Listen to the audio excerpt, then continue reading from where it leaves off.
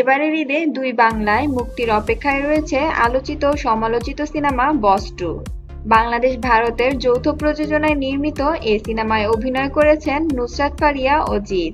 সম্প্রতি সিনেমাটির প্রচারণার জন্য বাংলাদেশে এসেছিলেন জিৎ, আর সেখানেই ঘটল এক চমকপ্রদ ঘটনা।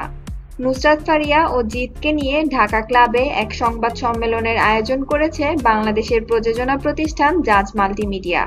এতে উপস্থিত ছিলেন ছবিটির অপর প্রযোজনা প্রতিষ্ঠান জিৎ ফিল্মস ওয়ার্কসের প্রধান ও নায়ক জিৎ, নায়িকা নুসরাত ফারিয়া ও জাজ মাল্টিমিডিয়ার চেয়ারম্যান আব্দুল আজিজ।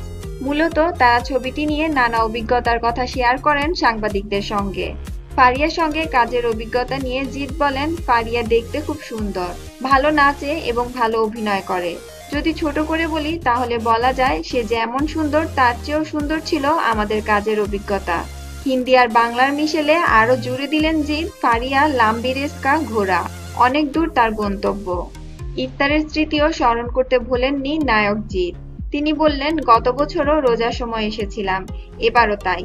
আপনাদের সঙ্গে ইফতার করতে ভালো লাগে, আবারও আসবো।